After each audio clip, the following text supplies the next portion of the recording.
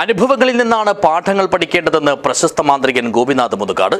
Kanhangad Durga higher secondary സ്കൂളിന്റെ platinum jubilee ആഘോഷ സമാപന പരിപാടിയിൽ കുട്ടികളുമായി സംവദിക്കുകയായിരുന്നു അദ്ദേഹം. This news sponsored by Bobby Chemmanur international jewellers. ജീവാംശമുള്ള കഥകൾ വായിക്കണമെന്നും അനുഭവങ്ങളിൽ നിന്ന് പാഠങ്ങൾ പഠിക്കണമെന്നും പ്രശസ്ത മാന്ത്രികൻ പ്രൊഫസർ ഗോപിനാഥ് മുതുകാട് പറഞ്ഞു.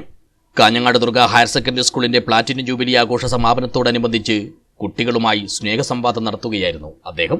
ചോദ്യങ്ങൾ ചോദിക്കാനുള്ള പുതിയ തലമുറയെ സൃഷ്ടിക്കുമ്പോഴാണ് പഠനം ക്രിയാത്മകമാകുന്നതെന്നും 4ൽ 1 മാത്രമേ പാഠപുസ്തകങ്ങളിൽ നിന്നും പഠിക്കുന്നുള്ളൂവെന്നും അദ്ദേഹം കുട്ടികളെ ഓർമ്മപ്പെടുത്തി. നമുക്ക് ആലോചിച്ചറിയാം, കോവിഡിന്റെ ആ കാലത്ത് എല്ലാ വിദ്യാലയങ്ങളും വെറും ബിൽഡിങ്ങുകളായി മാത്രം നിലനിന്നിരുന്ന ഒരു കാലമുണ്ടായി.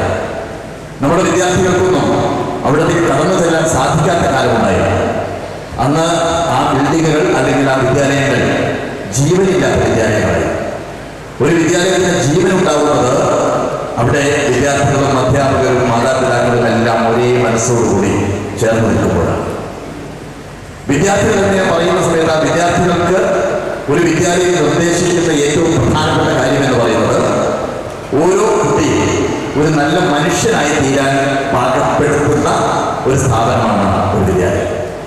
ഒരു അധ്യാപകൻ എന്ന് പറയുമ്പോൾ അറിവിൽ നിന്ന് അധ്യയനം നടത്തുന്നതിന് പകരം അറിയലിൽ നിന്ന് അധ്യയനം നടത്താൻ സാധിക്കുന്ന അധ്യാപകരുണ്ടാവുമ്പോഴാണ് ആ അധ്യാപകർ യഥാർത്ഥ അധ്യാപകരായി മാറുന്നത്. പരിപാടിയിൽ school manager K Venugopalan Nambiar അധ്യക്ഷനായി.